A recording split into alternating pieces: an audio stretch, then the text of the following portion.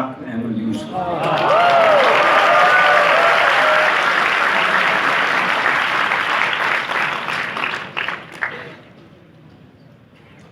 मैं तुलुए आफ्ताब से कुछ देर पहले सी व्यू कॉम्प्लेक्स के सामने साहिल समंदर पर चहलकदमी लाने, जिसे अंग्रेज कॉन्स्टिट्यूशनल कहते हैं, जाता हूँ। चहलकदमी यानी 40 कदम, जिससे यहाँ मेरी मुराद 4 मील हैं। लेकिन बाज़ ख़वातीन जिस अंदाज से चहलकदमी करती हैं उसे चहलकदमी कहना होगा। मिर्ज़ा अब्दुल वदूद कहते हैं कि चाल की खूबी से ही चाल चलन की खराबी का अंदाजा किया जा सकता है।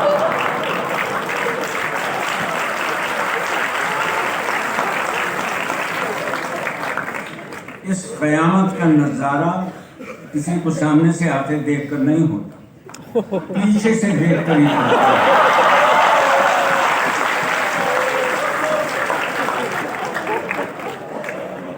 चाल की चाप और छाप कैसी है, एक खूबी हो तो बयान करें। लटक मटक चुमक झपक, पेंडुलम की मानंद दाएं से बाएं,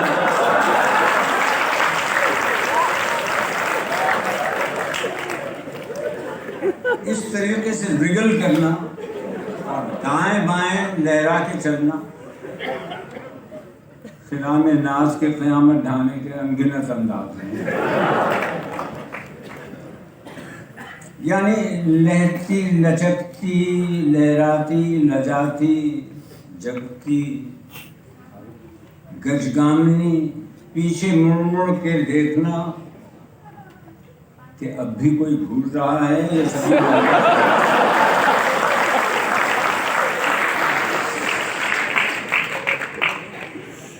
पीछे मुड़ के देखना जरूरी तो नहीं, इसलिए कि जवान और खूबसूरत औरत की गुद्दी में निहायत हसास और नजर शिनास निसाई रेडार होता है। उसे साफ नजर आता है कि पीछे कौन कैसी नजर से देखता चला रहा है। नज़ीर अकबर आबादी ने क्या खूब कहा है कि आगा भी खुल रहा है, पीछा भी खुल रहा है, यहाँ यूं भी वाह वाह है और वो भी वाह वाह है।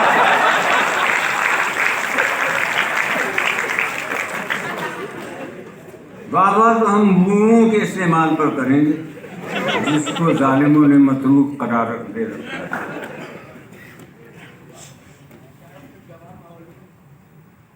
हम तो सीधे स्वभाव वॉक करने जाते हैं।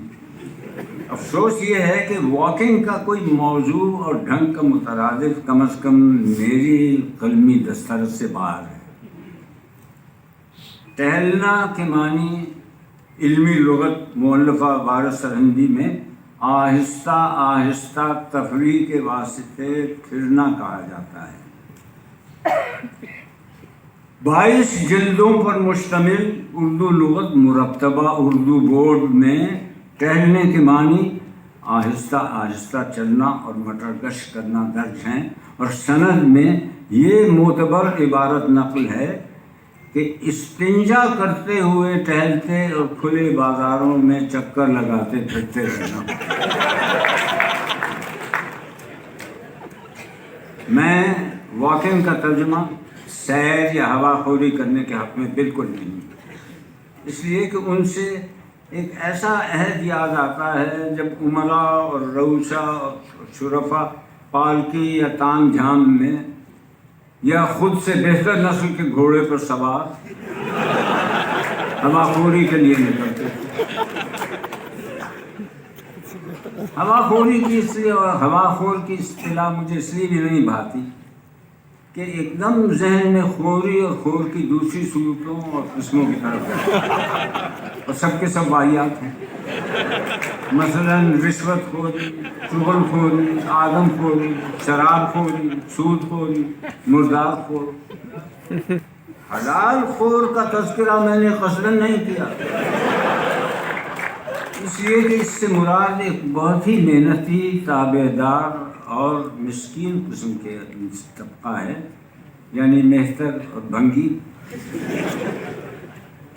कभी आपने गौर किया है कि हमारे यहाँ किसी और प्रोफेशनल यानी पेशावर को हलाल खोर यानी हक हलाल की रोजी कमाने वाला नहीं कहता? वाह, क्या बात ध्यान में आई। मेरी चाल के अंदाज़े रफ्तार और वक़ार का इन्हिसार कुल्लियतन इस पर होता है कि कुत्तों के कमांडोज कैसे रज़मिया कोरस की ताल पर किस रफ्तार से मेरे पीछे आ गए। मगर कहना पड़ता है कि ये कुत्ते बहुत ही तमीज़दार हैं। तमीज़दार इस वजह से कहा कि काटने से पहले खामखा नहीं भौंकते, बल्कि निहायत अदब से पीछे से पंजों के बल आकर पिंडली पकड़ लेते हैं और झड़झड़ाते हैं। एक गदली धुंधली सुबह का जिक्र है कि एक खातून ने, जिनसे मेरा तारुफ नहीं था, अचानक मुझे आते आगे से रोका और बोली, सर ये आप सनराइज से घंटों पहले सन ग्लासेस लगा के क्यों आए? मैं हक्का बक्का रह गया, कोई जवाब बनना पड़ा। 3 दिन के बाद उन्होंने मुझे फिर रोका और वही सवाल दोहराया, मगर अब की बार सर नहीं कहा। आप सनराइज से पहले डार्क ग्लासेस क्यों हाथ लगा के आते हैं? अब की बार मेरा ख्याल ज़रा खुल गया था। मैंने डार्क ग्लासेस उतार कर जवाब दिया, जो आप समझ रही हैं वो ठीक है।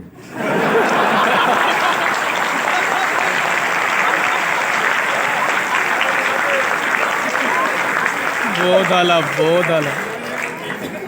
दूसरे दिन से फर्क ये पड़ा कि जब वो मेरे सामने से गुजरती तो पल्लू वगैरह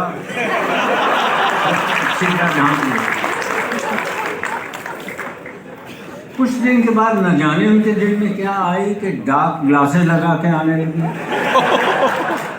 जी तो बहुतेरा चाहा कि, मगर खैर,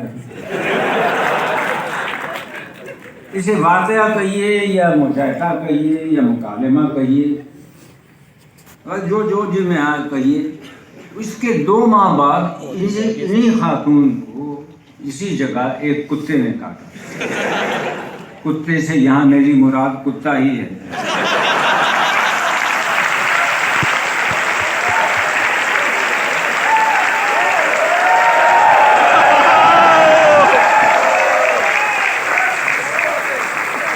तमाशाइयों की भीड़ लग गई।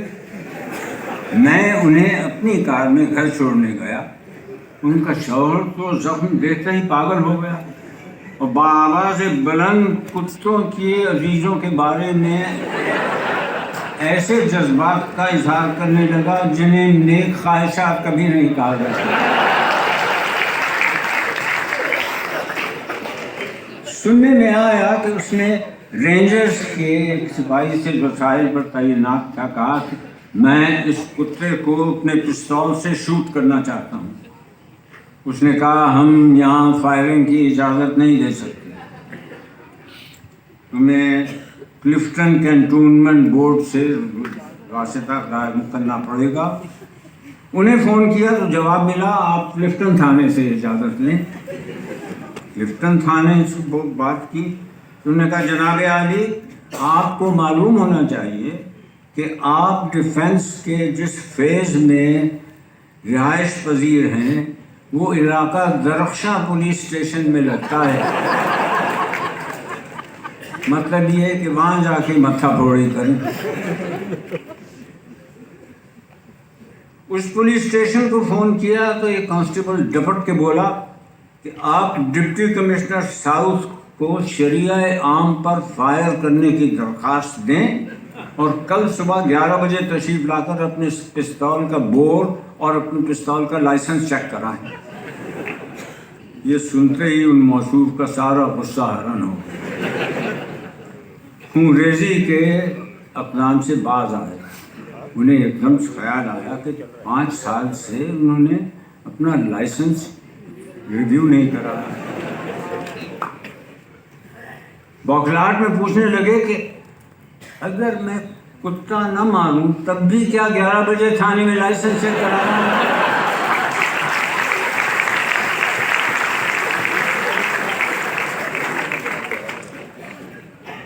चाहे वो किस्सा ज़रा लंबा हो गया, लेकिन ये अधूरा रहेगा अगर मैं उन बुजुर्ग का जिक्र न करूं जो अनोखे अंदाज से सुबह टहलते थे। वो इस तरह के 20 कदम आगे जाने के बाद उल्टे पांव यानी मुंह मोड़े बगैर पीठ के पीछे 20-25 कदम चलते थे।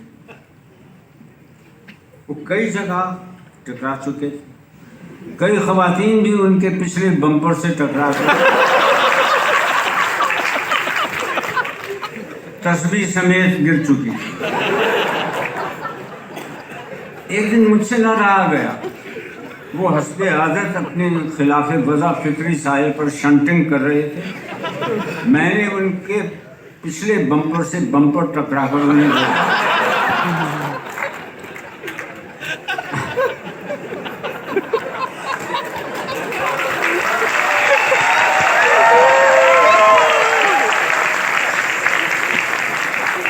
और मैंने पलट कर पूछा कि बिबड़ा आप 15-20 कदम चलने के बाद रिवर्स गियर क्यों लगा दिया?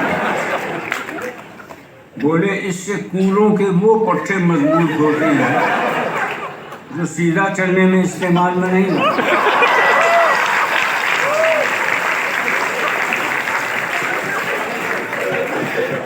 हमने अर्ज किया कि बफर्ज़े महाल वो मजबूत हो भी तो उससे क्या फायदा होगा?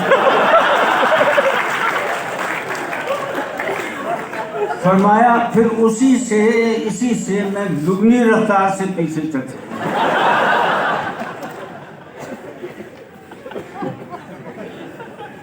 ये सिर्फ कोई खाली खोली शेखी नहीं, वाक़या ये है कि 2 साल के बाद मैंने बचश्मे खुद देखा कि वाकई वो दुगनी रफ्तार से फुटपाथ पर पछाड़ने लगे।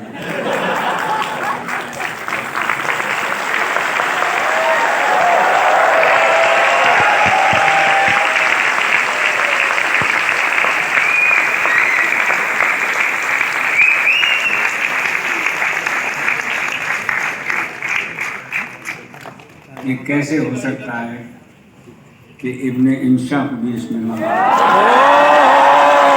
बहुत आला लव यार, कमाल का है।